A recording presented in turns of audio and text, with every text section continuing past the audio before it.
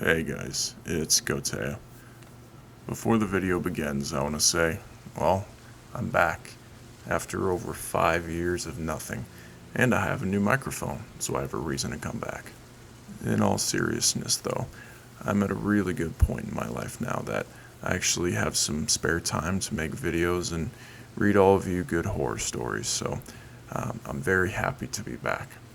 As for the next couple videos, I'll probably just make a couple shorter ones, a couple low ballers, just to get back into the groove of things, and then whatever comments that anyone leaves about what specific genres, whether it's no sleep on Reddit, whether it's just general horror stories you want me to get into, I'd be happy to chase that rabbit. But for the meantime, I'm just going to be getting back into the groove of things. So, without further ado, let's get right into it. This was a sort of string of several incidents that climaxed in one big thing that got us all sent home for the day. First, my school is pretty old, built during the British occupation, and actually contained secret exits and stuff. Certain parts of the school were permanently closed, which of course led to rumors among the students. My favorite was that a deformed kid lived there, forever shunned by the school. Second, we all witnessed a shaken, crying janitor being escorted out by some of the teachers who were trying to calm her down, but were all told she was ill. But the rumor was that she saw something that she wasn't supposed to see in one of the stairwells near the locked areas. Third, the ever-popular toilet, where all the boys went to secretly have a smoke. In the same week as the janitor's breakdown, there was a huge gathering at the toilet, and we saw teachers yelling at kids to get back to their classrooms. The toilet was then shut down. The rumor? One of the boys was taking a dump, and when he came out of the cubicle, he saw several wet, long hairs plastered on the wall. The grand finale? Someone got possessed. One of the boys went into a frenzy and had to be held down. He was speaking in a very strange dialect that was quite alien in the area, and strangest of all, in a woman's voice. His parents and an ambulance had to be called. We were all told that we could leave for the day. More rumors. So, after we left, the school got a priest, or medicine man or something, to cleanse the school. It all started when I was about 7 months pregnant with my daughter. I was sleeping in bed with my husband. Suddenly, I woke up and looked out the doorway to our room. I saw a toddler, who I thought was our 2-year-old son, walk in front of the doorway dragging a blanket behind him, and then walk away into the laundry room. I instantly got chills, and the hair on my neck was standing on end. But I figured it was just our little guy sleepwalking like his dad used to when he was a child. I woke my husband up and asked him to go get our son and take him back to bed. He looked puzzled, but got up and went into the laundry room. "Jason isn't there, sweetheart," he said. I was baffled. I had been watching the laundry room entrance the whole time. I hadn't even seen him leave. My husband went to our son's room across the house, and there he was, sound asleep under the blankets in his bed. Eerie. But wait, there's more. I dismissed this occurrence as pregnancy brain, and went on with my life. Several months later, after our daughter was born, I was in the shower while the kids were down for a nap. I was rinsing out my hair when I heard footsteps, little running footsteps. I opened my eyes, heard a giggle, and saw a little boy, not in the clothes my son was wearing, in a red shirt and jean shorts running across my bathroom into the closet. Strangely, I was not freaking out. This had happened several times over the last 5 years since the first time. I'm never really freaked out by him, and he has aged some. He now seems to be 4. He always runs by when I'm in the shower like he's chasing something. The most recent encounter I've had was one morning when my husband and I were asleep. My 2 oldest kids, 5 and 3, came in to wake us up. It was still dark in our room, and from the bathroom light behind them, All I could make out was their silhouettes. They came in and stood on my husband's side of the bed. He was awake but didn't open his eyes. I told them both to go potty, and then I would turn on the shower for them in our room. I told my older son to let his little sister use our bathroom, and for him to use the bathroom down the hall. He just stood there, so I repeated myself, and he turned and went down the hall. My daughter went into our bathroom. I sat up waiting for them to return. My son came back and sat on the floor waiting. After a minute, he said, "Hey, Mom, can you turn on a show?" I said, "Well, let's wait for your sister." He turned around and said, "She's still asleep, Mom."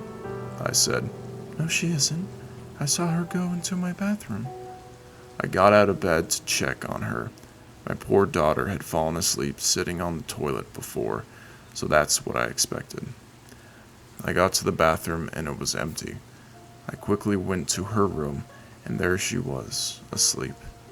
I had been watching the whole time since my son had come in with who I thought was my daughter. Since then, I hear little footsteps all the time upstairs. If we're all downstairs or in the hallway when I'm around the corner and my kids are napping. The house my wife and I moved out of 2 years ago this month may be the most active place I've ever lived. Everything kicked up tenfold once our daughter was born. One morning, my wife was talking to me before I left for work, and 3 of the 4 toys hanging from our daughter's playmat started swinging in unison. We also constantly came home to cabinet doors, bedroom doors, and bathroom doors opening by themselves. Our car alarms also started going off one night in a locked garage. I went and investigated just to find nothing. Once I came back into the house, the alarms went off again. I had to disconnect the batteries to keep it from happening. I went to bed one night, felt something applying a lot of pressure to the side of the bed next to me. I initially thought it was our cat, but he never gets on that side. I got goosebumps pretty bad and the chills. I said, "Man, freaking stop, dude." Pulled the blanket up more and scooted to the middle of the bed. Felt it do the same thing again. This time, felt like it was on its hands and knees on the bed. We'd see a silhouette walking back and forth in our guest room sometimes, so we covered the door with a blanket. My mother-in-law came to spend the night one weekend a few days later since our daughter was only about a week old. I told the wife not to say a word about what we've seen and heard in that room to see if we were really crazy. I came home that Sunday from work and the mother-in-law looked at me and said, "You son of a bitch, it got in bed with me." I told the wife, "See, told you I'm not freaking crazy." A few weeks later, I'm in the living room about 10 to 11 p.m. and felt something staring at me. I looked to my left and, clear as day, I see a face that quickly ducked its head back behind the doorframe. I said, "Screw that," and went to bed. About 2 minutes later, our daughter is screaming. I clicked record on my phone and held it out in front of me. Then I ran to grab our daughter and took her to our room. Stuff like this happened constantly for 3 years. I spoke to who lives there now just to see if it was just us or the house. They said they've experienced a lot of the same thing as we did. I think the scariest one for me, the one that left me unable to sleep for a while, was when I woke up from my bed shaking violently, and I mean violently. I was dead asleep in a house that we were being foreclosed on, sleeping on a pull-out couch's bed. Mind you, I'm 6 foot and, at the time, about 400 pounds. I was dead asleep and was startled awake because the bed was shaking as if someone were at the foot and was trying to scare me awake. I even got a bit of air. Honestly, I thought it was my mom pranking me for a moment. We always liked to play pranks on each other, you know? But my mom was a pretty heavy woman back then, and she had a really bad knee, so if she had done it, I'd have caught her running away pretty easily. It's not like she could have just dropped to the floor and hid under the bed, after all. Well, I did see my mom across the entire house, calm as could be, playing the original Facebook games like Farmville on our family computer. My first thought was, okay, alright, let's check under the bed. Nothing. Okay, cool. Let's check to see where the TV remote is, just in case it was an earthquake. TV remote and all other of our knickknacks that would have been knocked over by the ground shaking, even the teensiest bit, all set up and good. Nothing on the floor, nothing fallen over. Pristine. At that point, I figured that whatever the hell was in my house was trying to scare me and wanted to feed on my fear or something, so I said a quick prayer and went back to sleep. 2 hours later, something is under the bed and pressing up, hard, like if someone were hiding under it and trying to push their head up and into me. I jumped out of bed like it was on fire and checked underneath, just in case.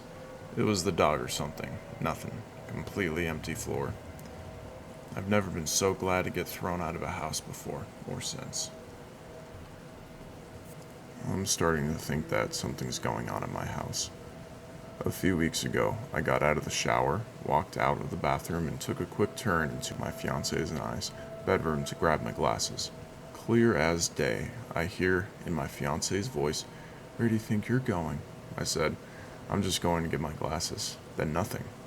I look into the spare bedroom. She's not there. I check the kitchen and living room. Nope. I go and look, and she's sitting outside on the patio, talking to her mom on the phone, hanging with the dogs. I immediately thought, oh, she's definitely messing with me, and said it through the bathroom window. I look over. The bathroom window is closed, with no way to open it from the outside.